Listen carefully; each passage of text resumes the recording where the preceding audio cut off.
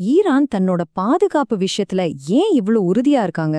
பேச்சுவார்த்தைக்கே இடமில்லன்னு சொல்ற அளவுக்கு அவங்க நிலைப்பாடு ஏன் இப்படி இருக்கு? வாங்க, இதுக்குள்ள என்ன இருக்குன்னு நாம சேர்ந்து பார்க்கலாம். காருங்க, உலக நாடுகள்ல இருந்து இவ்ளோ பிரஷர் வந்தாலும் சரி, எத்தனை மீட்டிங்ஸ் நடந்தாலும் சரி, ஈரான் ஒரே ஒரு விஷயத்துல மட்டும் ஒரு இன்ச் கூட நகர மாட்டேங்கிறாங்க. என்னவா இருக்கும் அது? நீங்களே கொஞ்சம் யோசிச்சு பாருங்களேன். அவங்க ரொம்ப தெளிவா ஒரு கோடு போட்டுட்டாங்க. இதுக்கப்புறம் பேச்சுவார்த்தையே கிடையாதுன்னு. இதான் அவங்களோட இந்த உறுதியான நிலைப்பாட்டுக்கு முதல் படி. துருக்கியில ஈரானோட வெளியுறவு அமைச்சர் சொன்ன இந்த ஒரு வரி, இதுதான் அவங்களோட முழு பாலிசிக்கும் பேஸ்மெண்ட். இது சும்மா ஒரு ஸ்டேட்மெண்ட் இல்ல, உலக நாடுகளுக்கு அவங்க அனுப்புற ஒரு ரொம்ப ரொம்ப தெளிவான உறுதியான மெசேஜ். அப்போ இதிலிருந்து நாம புரிஞ்சுக்க வேண்டிய முக்கியமான விஷயம் என்னன்னா, நாட்டோட பாதுகாப்புங்கிறது விலை பேசி வாங்குற பொருள் கிடையாது. இதுல எந்த விதமான மாற்று கருத்துக்கும் இடமே இல்ல. இதுதான் அவங்களோட ஃபைனல் வார்த்தை. ஓகே, ஈரானோட இந்த அறிவிப்பை நாம தனியா பார்க்கவே முடியாது.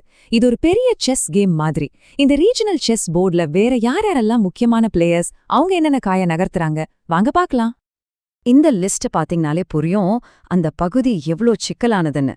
யோசிச்சு பாருங்க, ஒரு பக்கம் ஈரான் துருக்கியில தன்னோட நிலைப்பாட்ட உறக்கமா சொல்லிட்டு இருக்கு. அதே நேரத்துல சவுதி அரேபியா ஐயோ போர் வேணான்னு சொல்லி வாஷிங்டன்ல பேசிட்டு இருக்காங்க. இன்னொரு பக்கம் இஸ்ரேல் ஈரானோட மிலிட்டரி டார்கெட்ஸை நோட் பண்ணிட்டு இருக்கிறதா சொல்றாங்க. இது நிஜமாவே ஒரு மல்டிபிளேயர் கேம். இங்க ஒருத்தரோட மூவ் மத்தவங்களோட அடுத்த கட்டத்தையே மாத்திடும். சரி, இப்ப நாம இந்த நிலைப்பாட்டோட ஆணிவேருக்கே போவோம். ஈரான் ஏன் இப்படி ஒரு உறுதியான பேச்சுவார்த்தைக்கே இடமில்லாத ஒரு முடிவு எடுக்கணும்? இதுக்கு பின்னாடி இருக்கிற அசல் காரணம் என்ன? இன்னும் சிம்பிளா கேட்கணும்னா, ஒரு நாட்டோட ஃபாரின் பாலிசில ஒரு பவர்ஃபுல்லான மிலிட்ரி ஏன் இவ்ளோ முக்கியமான ஒரு இடத்துல இருக்கணும்? இதுக்கு பின்னாடி என்ன மாதிரியான ஒரு ஸ்ட்ராட்டஜி இருக்கு? அவங்களோட பார்வை ரொம்ப தெளிவா இருக்கு. அங்க என்ன நினைக்கிறாங்கன்னா, காசா, லெபனான் மாதிரி பக்கத்துல இருக்கிற நாடுகள்ல தற்காப்பு பலவீனமா இருக்கிறதால தான் அங்க ஒரு நிலையான தன்மையே இல்லன்னு பாக்குறாங்க. அதனால ஒரு பவர்ஃபுல்லான ஆர்மி இருந்தா மட்டும்தான் வெளியில வர்ற தாக்குதல்களை தடுத்து நம்ம மக்களை பாதுகாக்க முடியும்னா அவங்க முழுசா நம்புறாங்க. ராணுவ உலகத்துல இதுக்கு ஒரு பேர் இருக்கு, தடுப்பு கோட்பாடு. அதாவது டாக்ட்ரின் ஆஃப் டிட்டரன்ஸ். சிம்பிளா சொல்லணும்னா, நம்ம கிட்ட திருப்பி தாக்குறதுக்கு பயங்கரமான ஆயுதங்கள் இருந்தா எதிரி நம்மள தாக்குறதுக்கு முன்னாடி 100 தடவை யோசிப்பான். இந்த ஒரு ஐடியா தான் ஈரானோட பாதுகாப்பு பாலிசியோட சென்டர் பாயிண்ட். சரி, இந்த கோட்பாடெல்லாம் சும்மா பேப்பரோட நின்னுடல. நிஜத்திலே இது எப்படி வேலை செய்யுதுன்னு ஒரு ரீசெண்ட் எக்ஸாம்பிள் பாப்போமா?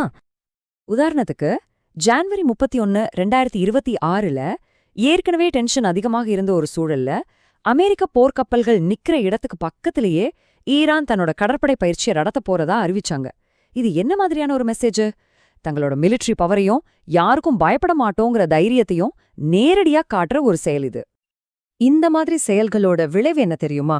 அல் ஜசீராவோட இந்த ஹெட்லைன்ஸே அதுக்கு பதில் சொல்லும்.